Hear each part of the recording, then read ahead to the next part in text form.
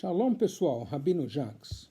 Eu espero que o que eu tenho para falar com você hoje seja relevante. Eu acho que é muito relevante. Porque eu vou começar com o seguinte. Havia uma amizade muito boa entre o rei Vittorio Emanuele, que foi um dos últimos reis, talvez o último rei da Itália, e um famoso inventor, que era o Volta. Daí vem a palavra voltagem, o sujeito que inventou a pilha. Curiosamente, o Volta era muito religioso, enquanto que o Vittorio Emanuele era ateu, apesar de ser o rei. Imagina que ele fazia um H, né? Mas não acreditava. Aí, um dia, tendo uma discussão, o rei disse para o inventor: você quer que eu acredite? Então me mostra um milagre. Volta pensou um pouco, ele falou: eu já sei a resposta, os judeus. Nós, judeus, somos, segundo o grande inventor Volta, um milagre. Por quê? Porque os judeus, apesar de todas as dificuldades, de todas os problemas da história, os massacres, as expulsões, continuam existindo, né? E eu diria mais, nós não só existimos, mas somos relevantes, porque há povos que são maiores que o povo judeu, que nunca tiveram perseguição, nada, e que que não tem uma grande relevância no mundo. Os judeus têm porcentagem enorme dos prêmios nobres, em lugar onde tem judeus, geralmente os judeus se sobressaem da população, etc. Claramente o judaísmo é uma religião relevante. E eu diria que ela é uma religião relevante porque ela é essencialmente reformista. Ou seja, ela está disposta a mudar. Eu vou provar para você hoje.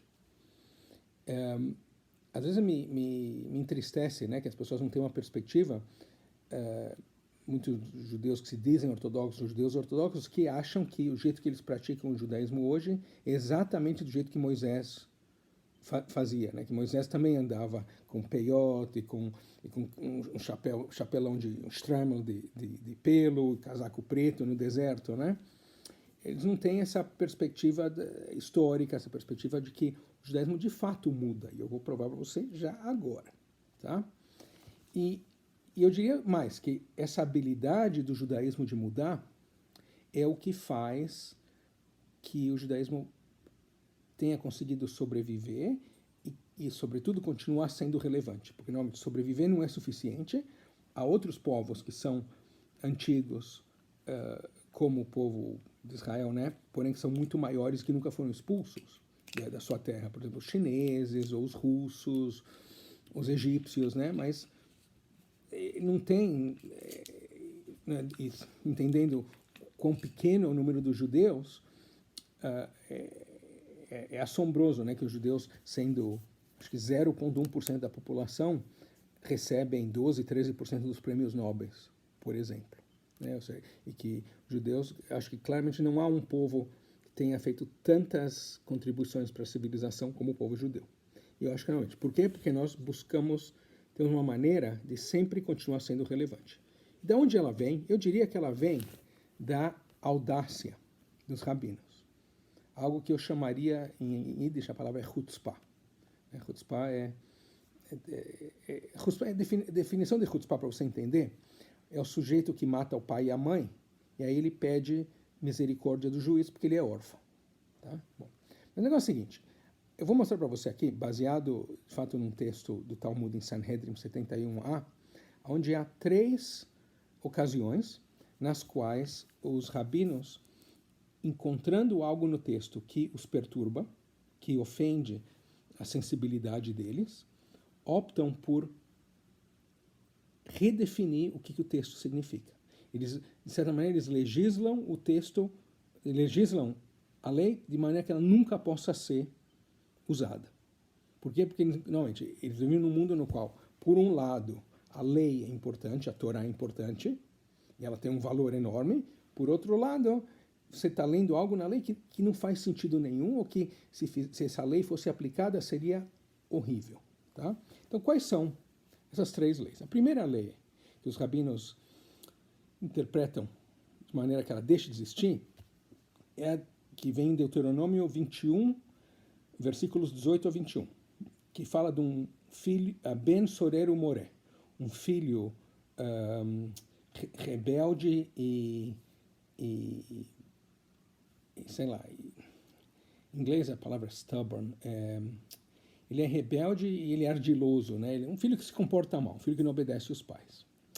Então, diz lá, peraí, cadê? Eu estava aqui.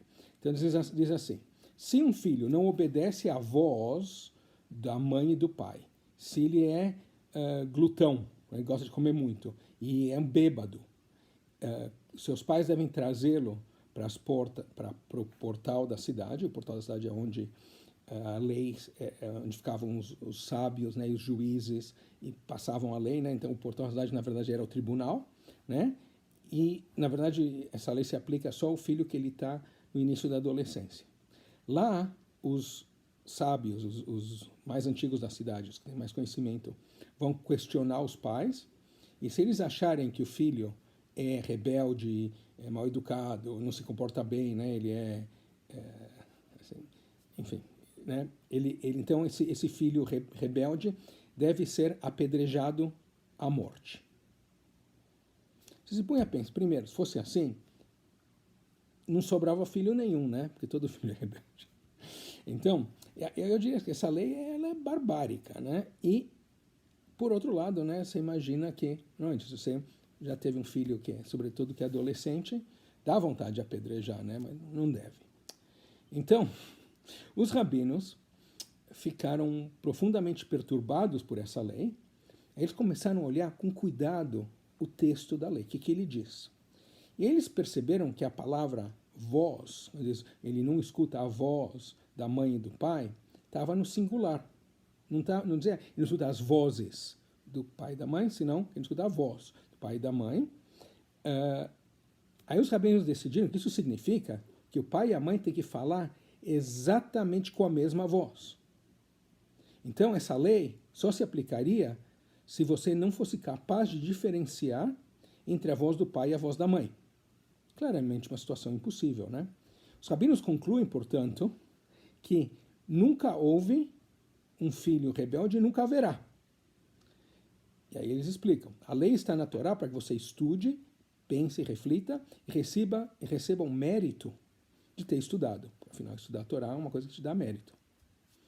Essa discussão, obviamente tem um rabino chato, sempre tem um, né? Tem um que diz, não, eu já sei que houve e eu já tive um filho assim e eu até me sentei e visitei o túmulo dele. Okay. Segundo a lei, que os rabinos interpretam de maneira que ela deixe de existir, é uma que fala sobre uma cidade que se perdeu, uma cidade que foi para o caminho errado. Em hebraico é Irnedachat. Ela está em Deuteronômio 13, versículos 13 a 19. Diz assim, se uma cidade inteira abandona o pacto e começa a adorar ídolos, a cidade e todos os seus habitantes devem ser destruídos. Os rabinos, obviamente, se perturbaram, ficaram muito perturbados, não gostaram dessa lei, porque como vai destruir a cidade inteira? Né? E apesar que adorar ídolos não é uma coisa legal, não tem que destruir as pessoas que talvez estão em erro, né? Então, aí os rabinos discutiram, eles falaram, olha, é proibido destruir uma mezuzá. A mezuzá, já sabe, é o pergaminho que vai dentro daquela caixinha, se põe do lado de casa, tem o nome de Deus. Né? Porque tem o nome de Deus. Então, destruir tudo dentro da cidade significa destruir também a mezuzá que tem naquela cidade.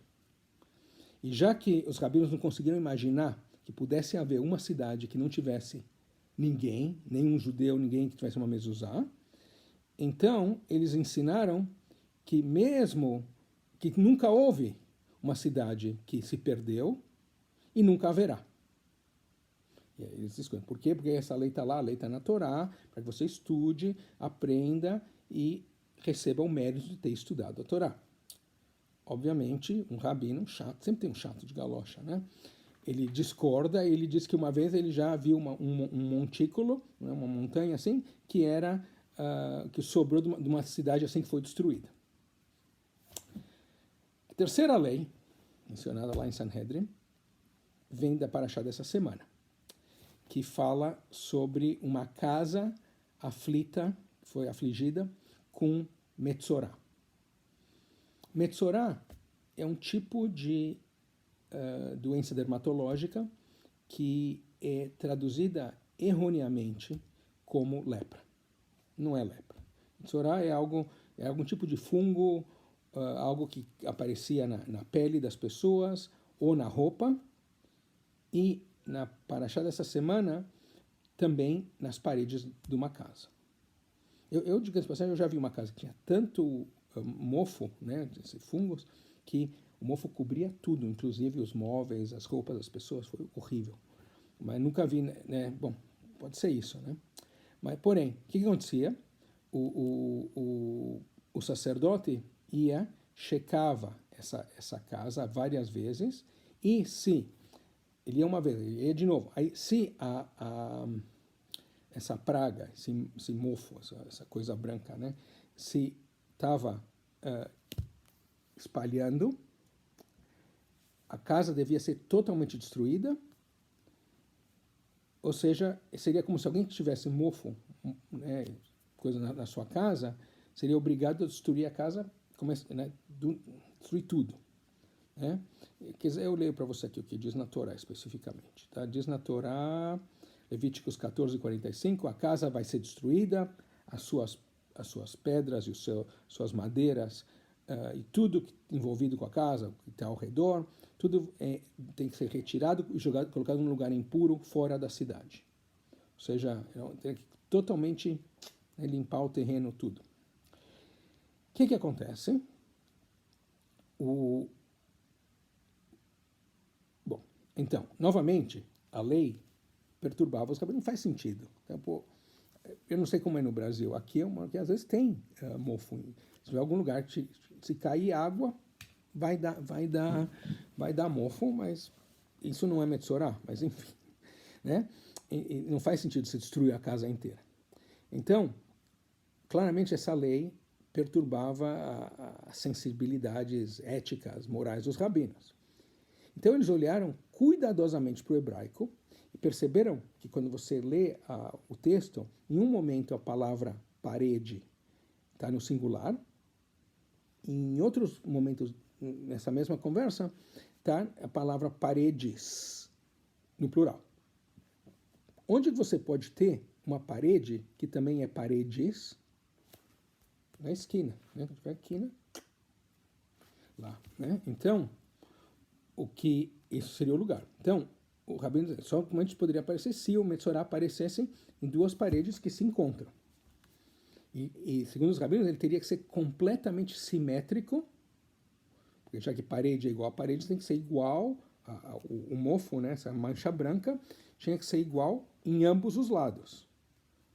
E essa coisa, os rabinos dizem, nunca aconteceu, nunca vai acontecer. Portanto, essa ideia do Metzorá na casa não tem nada a ver.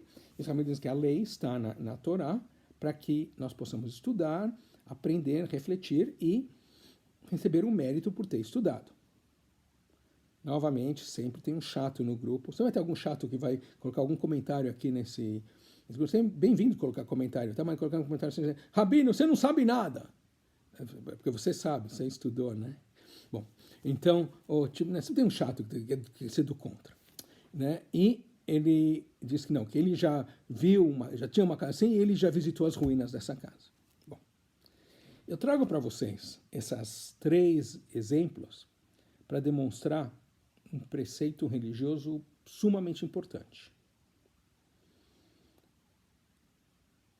O que nós estudamos, o que nós vivemos na nossa vida religiosa tem que ser consistente com a nossa maneira de ver o mundo, com as nossas sensibilidades éticas. Se eles não são, nós devemos reinterpretar os nossos pensamentos e ensinamentos religiosos. Essa foi a grande ousadia, né, chutzpah, dos rabinos no período talmúdico, e eu diria que essa é a responsabilidade de qualquer pessoa que leva a sua tradição religiosa a sério. Tá? Então eu vou terminar dizendo que você tem que pensar, e dizer mais, os rabinos diziam que quem interpreta a Torá literalmente é como se estivesse queimando ela. Então nós temos a obrigação de interpretar. Né? Obviamente dentro de um contexto judaico, né? Tem a ver com o que os outros interpretaram, mas você tem o direito, você tem a obrigação de interpretar. Até mesmo os rabinos, quando eles encontravam algo que não fazia sentido para eles, eles reinterpretavam. E é isso, tá? Dá a sua opinião, o que você acha, como que você maneja isso na sua vida. Espero que você gostou. Se gostou, dá um like, um joinha. Se você não está inscrito, se inscreva. Recomenda esse filme aqui, esse vídeo aqui para os seus amigos. Se você gostou, se não gostou, recomenda para os seus inimigos. Tá bom? Tudo de bom. Eu não sei se eu falei, mas a Parashá é Metzorah essa semana. Tá bom? Tchau.